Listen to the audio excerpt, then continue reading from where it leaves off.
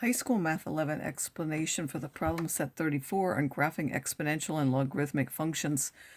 Really, to graph exponential functions, you simply will use the values -3, -2, -1, 0, 1, 2, and 3, or some others for the x values, and then simply find the y value for that.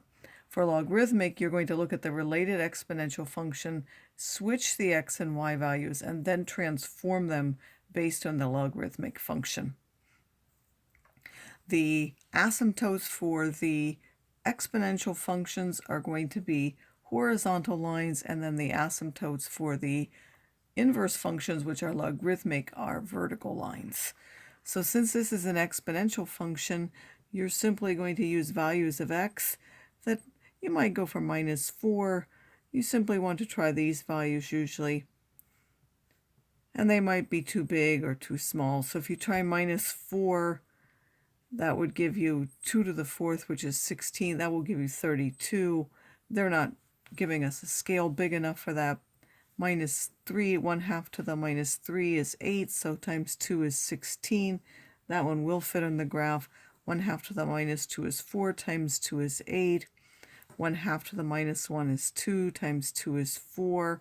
1/2 to the 0 is just 1. 1 times 2 is 2. 1/2 to the 1 is just a half, times 2 is 1. 2 to the 1/2 is a fourth, times that 2 is a half. If you cube this, that's a fourth times 2. When it's 1/8 times 2, which is a fourth.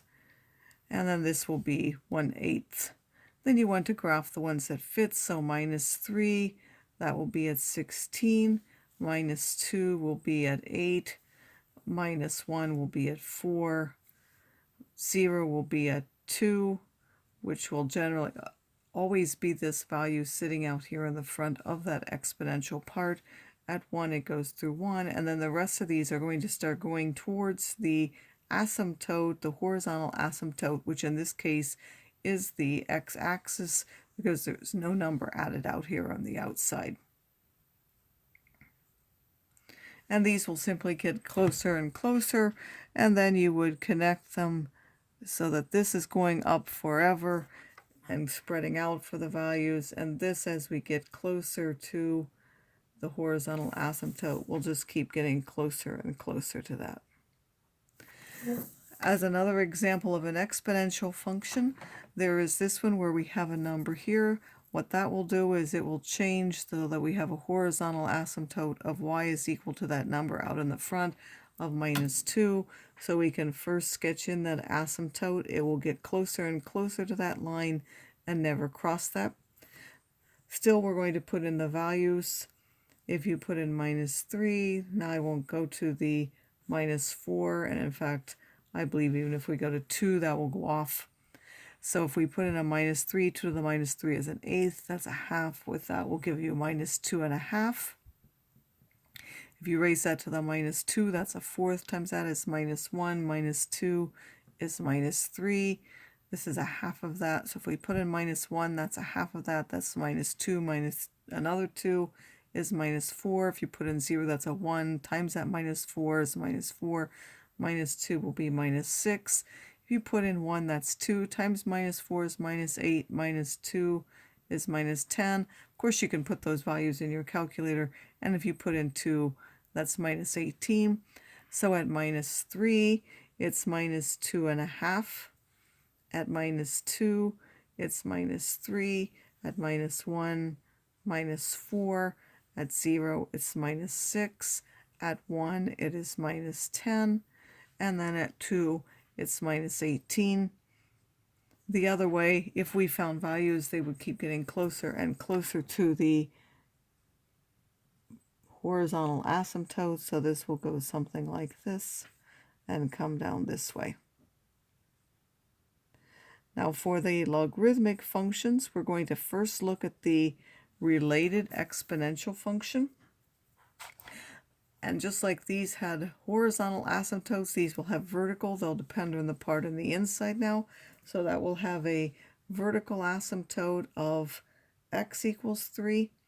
So we can first sketch that in. That will get closer and closer to that.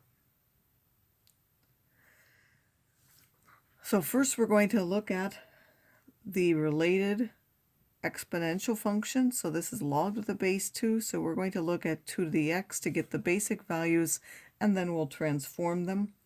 So just like we did up here, the x values for this, -3, -2, -1, 0, 1, 2, and 3. This is an eighth. If you put in -2, that's a fourth. If you put in a -1, that's a half. Anything to the power 0 is 1. This is 2, 4, and 8.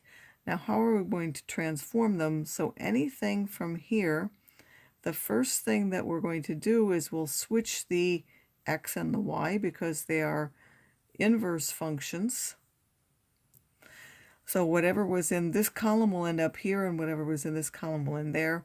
And now, even though I'm calling this y, I'm really looking at what it's happening to the x because that's my new x. So for this, it's going to shift that 3 to the right. So I'm going to take whatever I had for my y's and add 3 to that.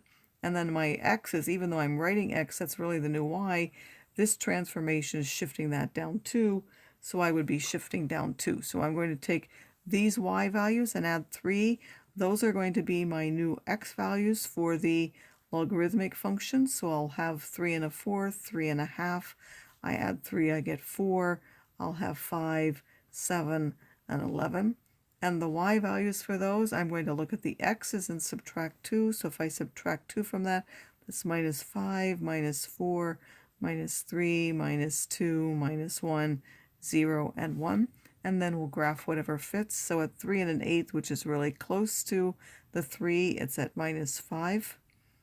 At 3 and a fourth, that's at -4. At 3 and a half, it's -3. At 4, when we get to 4, it's now -2. At 5, it is -1. And at 7, it is 0.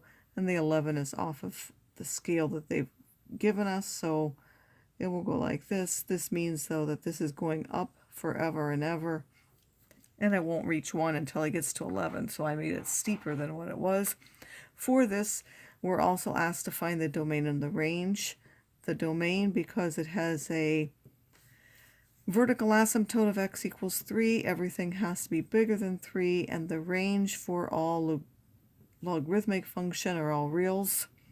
That's the opposite of up here. For example, for this particular one, the domain is all reals. And then it's the range that's affected by the horizontal asymptote. In this case, because the horizontal asymptote is the x-axis, all the y's will be bigger than 0. Here the range, all the y's are less than -2.